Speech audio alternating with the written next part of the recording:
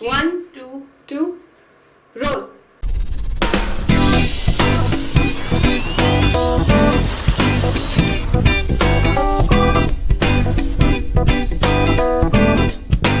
Hello दोस्तों, welcome back to another episode of Boundaries and Balance Sheets presented by JJNax.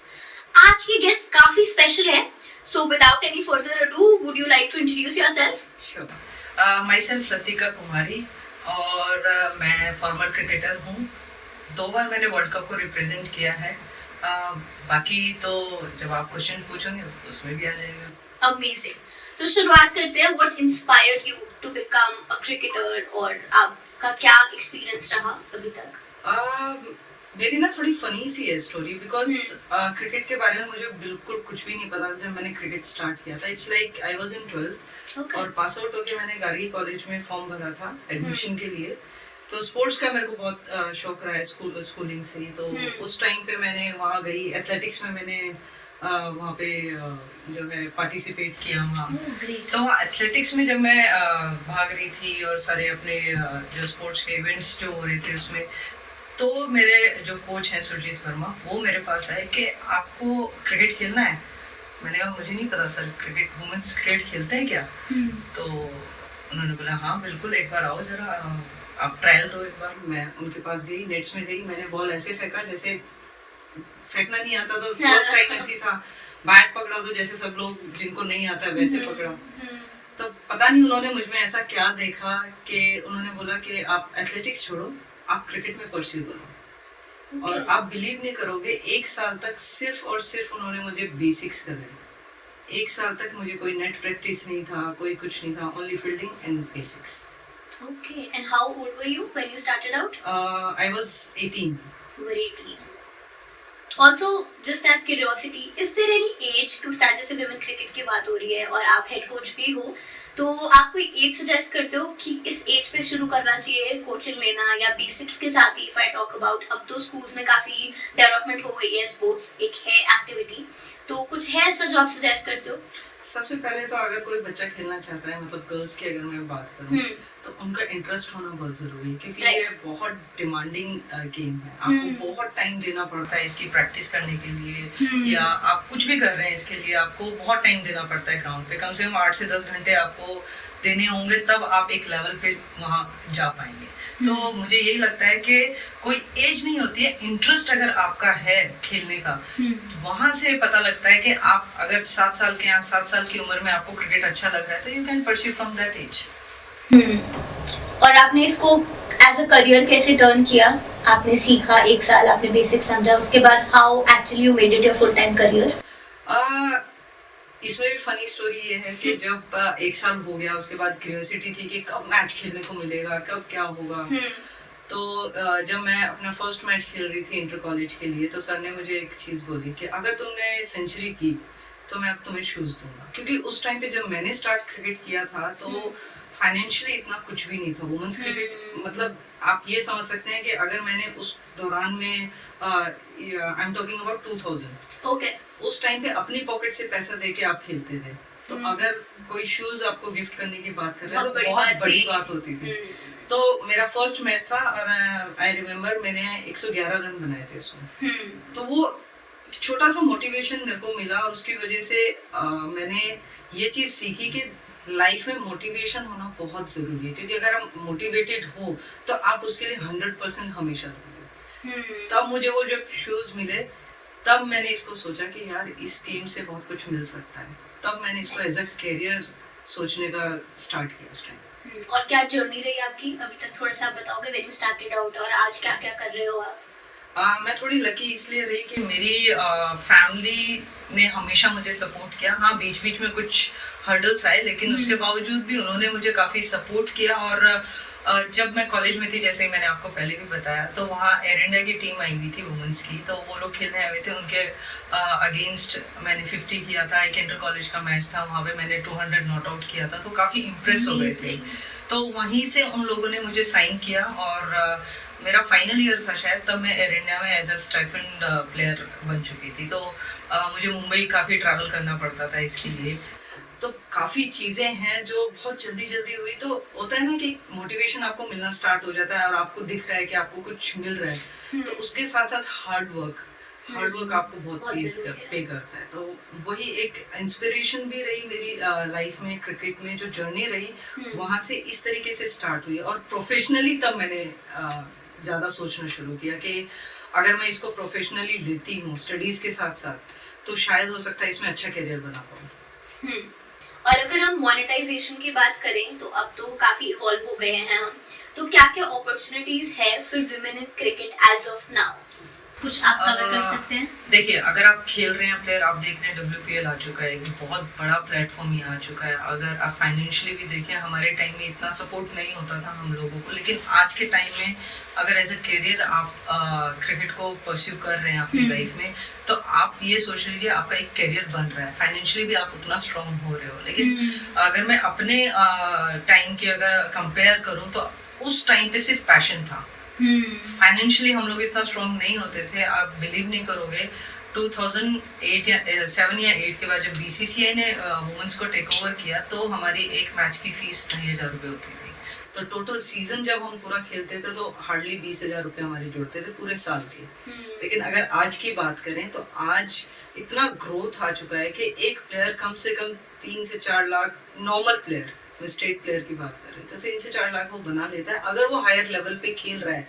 तो financially काफी strong भी है। अब तो आप देख रहे हैं WPL में ऑप्शंस भी हैं, तो काफी अपॉर्चुनिटीज आ गई हैं।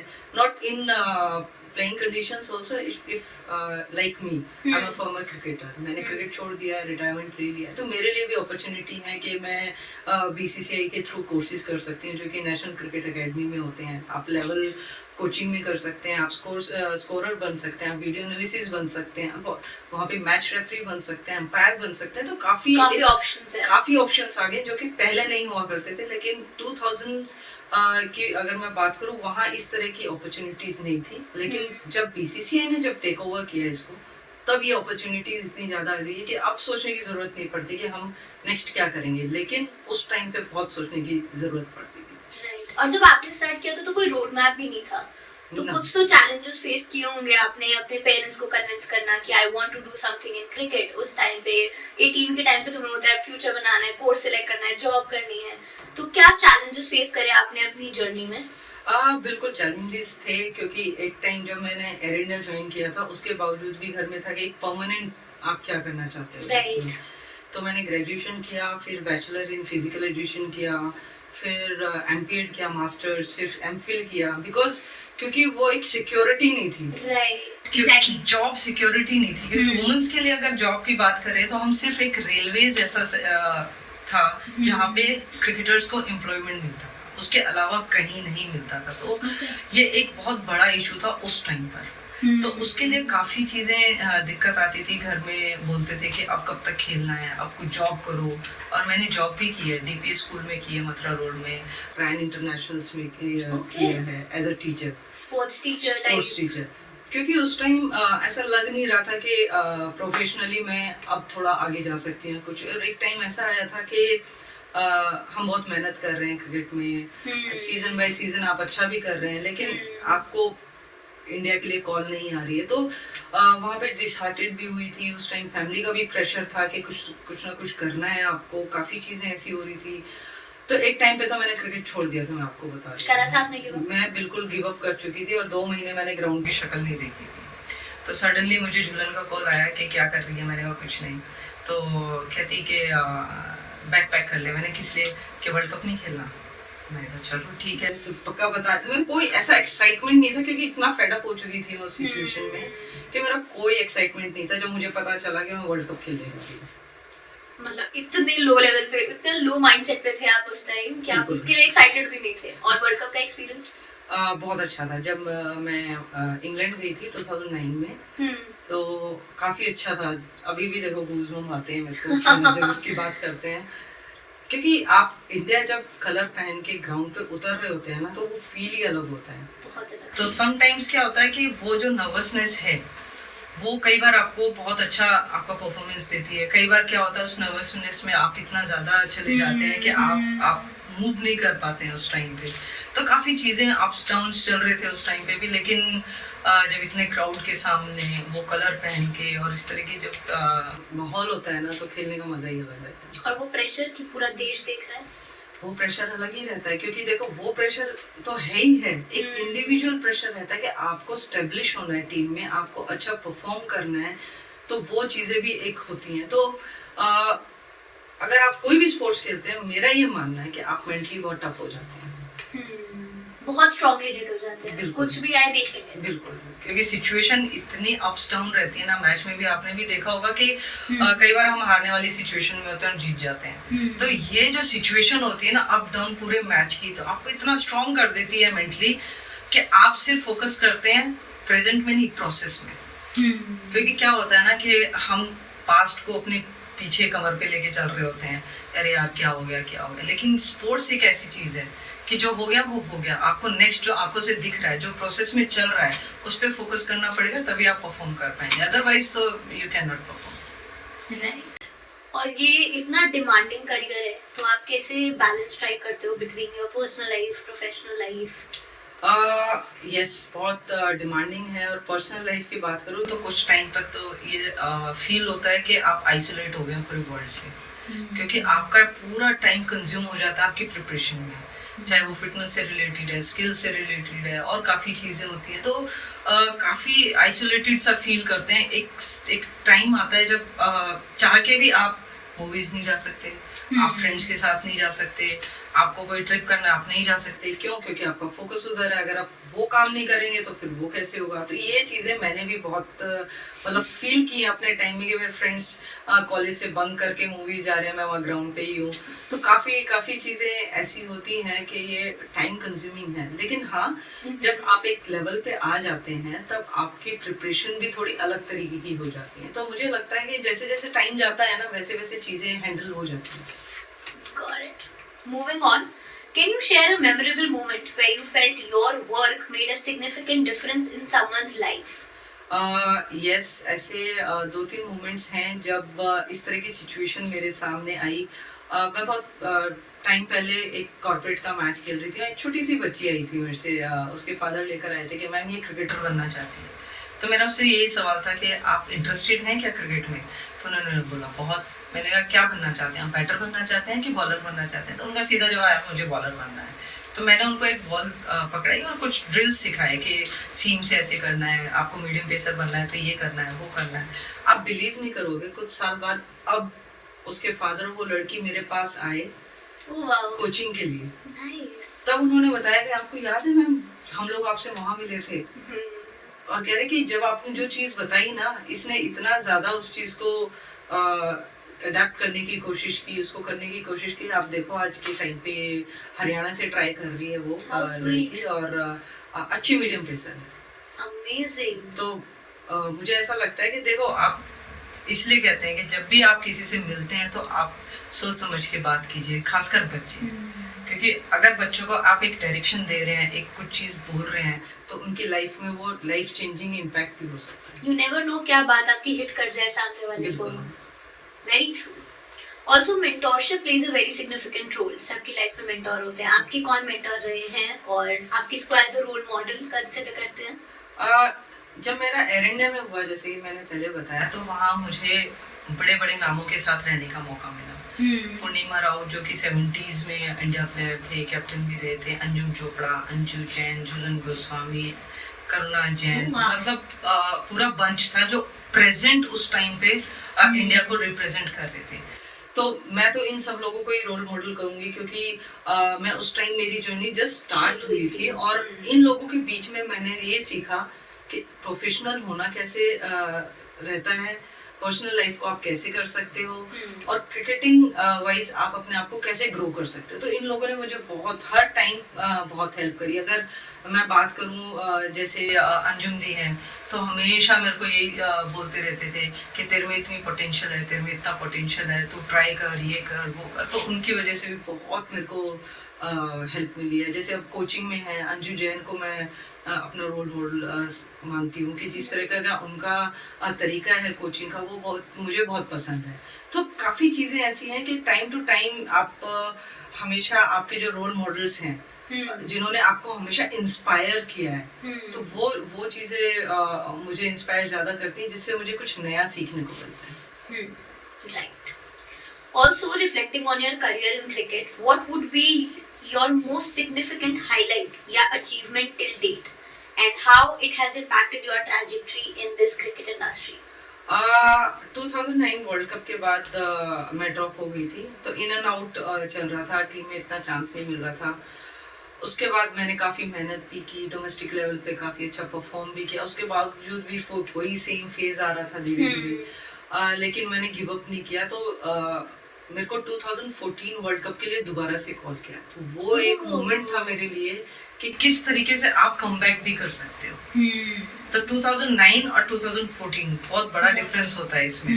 तो जब मैंने वो देखी कि आपका हार्डवर्क हमेशा आपको पे करता है. तो ऐसा नहीं है कि आप मतलब दिल छोड़ा करके बैठ जाओगे, आपको कुछ नहीं मिलेगा. बस मैंने एक ही चीज को बिलीव किया, जस्ट आप हार्डवर्क करो, परफॉर्म करो. एक दिन आएगा जब आपको वो चीज जिसके लिए आप कर रहे हो वो आपको मिलेगी जरूर. तो यहाँ से ये चीज मैंने सीखी कि कभी गिव अप नहीं करना, क्योंकि अगर आपने कुछ सोचा है ना, उसमें देर हो सकती है लेकिन मिलेगा जरूर. Nice. Last question for this segment. आपके एक्सपीरियंसेस से कोई स्टार्ट कर रहा हो, तो क्या आपने लेसन सीखे जो आप उन्हें बताना चाहेंगे who are budding women cricketers? तो कुछ आप वो शेयर कर सकते हैं? बिल्कुल. Discipline is very must. कि आप डिसिप्लिन होना बहुत ज़रूरी है, आपका डेडिकेशन बहुत ज़रूरी है, आपका मोटिवेशन आपके पास होना चाहिए.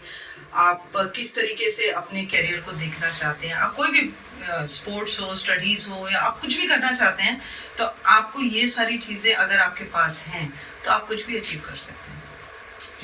Alright. Moving on to our next segment, what's my solution? So, if you were faced with choosing between your passion and career, या कोई आपके पास आता है स्टूडेंट कि मेरे mom dad are not allowing, वो कह रहे हैं कि शादी भी करनी है तो एक स्टेबल करियर चूज कर लो, तो आप उन्हें क्या एडवाइस करते हैं या आप उनके पेरेंट्स को क्या एडवाइस करते हैं ऐसी सिचुएशन में? उसका पैशन क्रिकेट है पर करने नहीं दे रहे.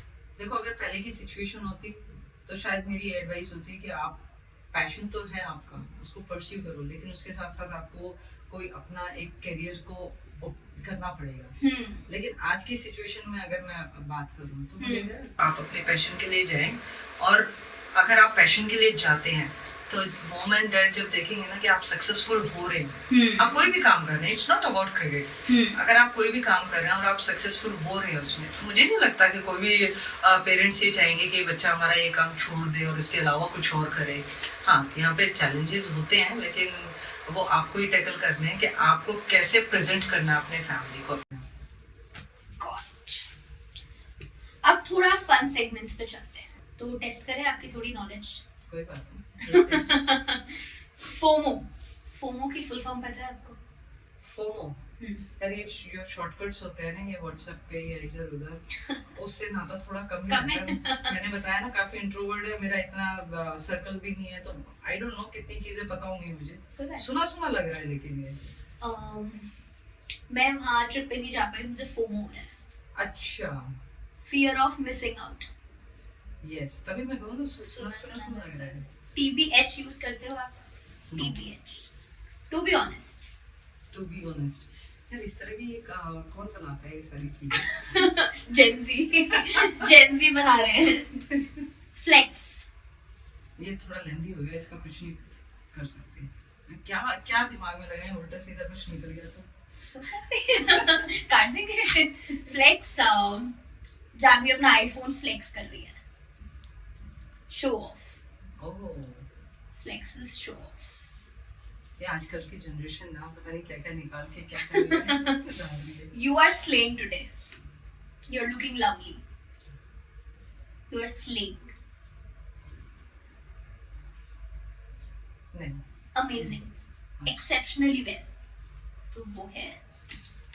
अगले सेगमेंट की तरफ चलते हैं. Would you rather? Situations देंगे. तो would you rather score a century in a losing match or take a 5-wicket haul in a winning match? Second one. 5-wicket haul in a winning match. Would you rather be remembered as the best batsman or bowler of your generation or the best captain? Best captain, because responsibility captains के ऊपर बहुत होती है. Would you rather play in a challenging weather conditions or on a difficult pitch? Both, because ऐसा career में काफी बार हुआ है कि वेदर कंडीशंस की वजह से भी खेलना पड़ा है।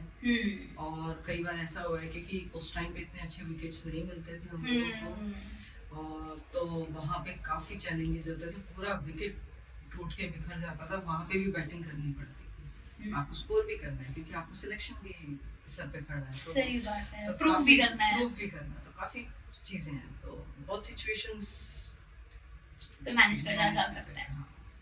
Would you rather play alongside legendary cricketers from the past or mentor future generations of cricketers? Mentor future generation. Mentor future yes, generations. क्योंकि जो लेजेंड बन चुके हैं उनको मेरी जरूरत नहीं है, या मैं उनके साथ खेलूं कोई ज्यादा फर्क नहीं पड़ता, लेकिन अगर नई जनरेशन के साथ मैं हूँ, उनको कुछ भी हेल्प कर सकते हैं उनके करियर के लिए, वो ज्यादा इम्पोर्टेंट है। Amazing, nice. अब आप जेड टैक्स में आए हो तो कुछ तो आपके फाइनेंशियल टर्म्स भी हम चेक करेंगे, फुल फॉर्म्स चेक करेंगे हम आपकी।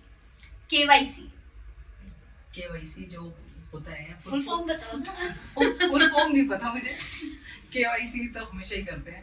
Know your customer, know your customer, आज पता लग गया। आज पता चल गया। यूपीआई, ये तो रोज करते हो आप। क्या है, पेमेंट का तो पता चल गया, हाँ। यू और आई क्या है? ट्राई करो। यू और आई क्या हो सकता है? Unified payment interface. ये कभी नहीं आ सकता था। और ये मैं बाद में भूल भी जाऊंगी। टीडीएस, टीडीएस जो कटता है। टैक्स डिडक्शन, हाँ, close savings, tax deducted at source. IPO, IPO, IPO तो पता है, इसकी फुल फॉर्म नहीं पता। Initial public offering. Oh, initial public offering, निकलता कभी नहीं है। So that's it for our fun segment. अब how do you envision the future of cricket या women cricket specifically? क्या और हो सकता है? What do you think? और BCCI अभी आपने पता नहीं आपको पता होगा नहीं पता होगा, लेकिन मेंस में क्या है कि हर स्टेट में अपना उनका ही लीग शुरू हो गया है। जैसे आईपीएल होता है, इस तरह का एक लीग शुरू हो गया है जो कि इंटर स्टेट में ही होता है उनकी मेंस में।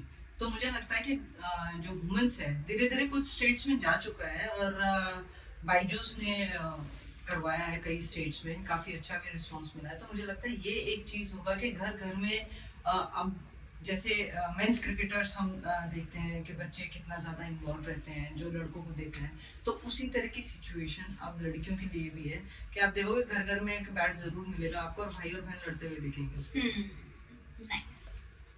And what initiatives do you think can be taken to promote financial literacy among athletes? क्योंकि अब तो आप लोग सब मोनेटाइजेशन है, तो क्या टीडीएस कितना कटना है, सब कुछ करना है, तो हाउ डू यू थिंक कि ये प्रमोट किया जा सकता है? बिल्कुल किया जा सकता है, और जैसे कि मेरा खुद का एक जिम भी है, और जब इनिशियली स्टार्ट किया था मुझे कुछ नहीं पता था आईटीआर क्या होता है, ये क्या होता है, इसमें लोन अगर लेना है तो उसको कैसे करना है, तो बहुत सारी चीज़ें ऐसी थी जिसका नॉलेज होना बहुत ज़रूरी है। तो मुझे लगता है कि आप जैसे बड़े क्रिकेटर्स हैं, आपने भी देखा होगा कि उनका भी फाइनेंशियल संभालने के लिए काफ़ी लोग उनके साथ होते हैं। इन पर्सन अगर आपको उन चीज़ों की नॉलेज है तो आप अपने पैसे को बेटर यूज़ कर सकते हैं। Right. और आप कैसे मैनेज करते हो अपने फाइनेंसेस? मेरे ब्रदर मुझे हेल्प करते हैं, और जहाँ पे भी मुझे ऐसा लगता है कि मुझे नॉलेज लेनी चाहिए तो मैं बात करती हूँ उनसे कि इसका क्या मतलब है, ये क्या है, क्या नहीं है। नाइस। और आपके ब्रदर कहीं अटके तो वो जिरेटैक के पास आ सकते हैं। बिल्कुल। प्लान लास्ट सेगमेंट से ये एंड करेंगे, आपका अभी तक का बेस्ट और वर्स्ट एक्सपीरियंस क्रिकेट फील्ड में, कोचिंग फील्ड में, अभी तक का क्या रहा है आपका? रिसेंटली मैंने मेघालय को कोच किया, तो सबसे वर्स्ट तो नहीं कहूँगी, बट थोड़ा दुख लगता है कि वहाँ की जनरेशन बहुत अच्छी है, प्लेयर्स बहुत अच्छे हैं, लेकिन जिस तरह की फैसिलिटीज़ उनको मिलनी चाहिए वो फैसिलिटीज़ उनके पास नहीं है। वो बहुत हार्ड वर्क भी करते हैं लेकिन वो कर नहीं पाते। तो एज अ कोच बाहर से जब उनको खेलते हुए देखते हैं ना, तो बहुत बुरा लगता है, बहुत बुरा लगता है उनके लिए। और अच्छी चीज़ ये है कि मैंने जब क्रिकेट से रिटायरमेंट लिया, मेरा लास्ट मैच था, आई स्कोर्ड 158 नॉट आउट, और उसके बाद मुझे बिल्कुल शांति हो गई कि अब क्रिकेट छोड़ देना चाहिए। जो अचीव करना था आपने बहुत कुछ अचीव कर लिया, तो वो मेरा एक बेस्ट मोमेंट रहा है अपनी लाइफ में। नाइस। और सबसे पहले किसको कॉल किया था आपने? घर वालों को ही कॉल किया था कि देखो आज मेरा ये जो मेरा एक टारगेट था कि जब मैं क्रिकेट छोड़ूं तो इस लेवल पे आके छोड़ूं कि लोगों को जरूरत हो, फिर भी मैं छोड़ रही हूँ। तो वही हुआ कि जब मैंने रिटायरमेंट लिया तो काफी जगह से कॉल आई कि अभी क्यों रिटायरमेंट ले लिया ये, और आप बिलीव नहीं करोगे WPL के फर्स्ट ऑप्शन में मेरा नाम भी था। जो कि जबरदस्ती ऐसा होता है ना कि नहीं यार डाल देंगे। मैंने कहा नहीं, अब रिटायरमेंट ले लिया, मैं रिटायरमेंट से वापस वो करके नहीं करूँगी। लेकिन फिर भी नाम गया था और शॉर्टलिस्ट भी हुआ था। बट मुझे लगता है कि 40 लगा हुआ था ना एज का, इस वजह से नाम नहीं आया। और मैं हैप्पी हूँ कि नाम नहीं आया। आप खुश हो? मैं खुश हूँ। और ऐसा कोई डिसीजन जो आप रिग्रेट करते हो? डिसीजन तो ऐसा कुछ भी नहीं है। कुछ नहीं है, कुछ रिग्रेट्स नहीं है लाइफ में? कोई रिग्रेट नहीं है। और मुझे ऐसा लगता है इन जनरल ऑल्सो कि काम आप हमेशा वैसे करो कि आपको रिग्रेशन हो ही ना कभी भी लाइफ में। तो मैं वो चीज़ें सोचती नहीं हूँ, ना करती हूँ, ना मैं पास्ट को रखती हूँ। मैं बहुत जल्दी भूल जाती हूँ और जो आगे की चीज़ें हैं ना उस पर ज़्यादा फोकस करती हूँ। तो मुझे रिग्रेट करने की किसी चीज़ की ज़रूरत नहीं पड़ती। सब एक्सपीरियंसेस लेसन्स हैं। हाँ। तो रिग्रेट क्या करना? रिग्रेट क्या करना है? और आपके फ्यूचर प्लान्स क्या है? देखते हैं, क्योंकि फ्यूचर का किसी को नहीं पता। So I always believe in process. So Trust the process. Yes. Go with the flow. Right. So guys, ये था हमारा आज का episode for boundaries and balance sheets presented by जिजिटैक्स। कोई भी लतिका को रीच आउट करना चाहता है, लतिका की स्टोरी किसी को भी फैसिनेट करी है, तो you may reach out to her via Instagram. हम उनकी डिटेल्स अपने यूट्यूब डिस्क्रिप्शन में मेंशन कर देंगे। ऑल्सो एक गुड न्यूज है, जिजिटैक्स is also sponsoring women cricket kits. तो कोई भी विमेन क्रिकेट को परस्यू करना चाहता है, you may reach out to us और हम आप लोगों की हेल्प डेफिनेटली करेंगे। Thank you so much, Latika, for being here today. We had a great time, and let's see क्या होता है आगे. All the best for your future endeavors. Thank you so much.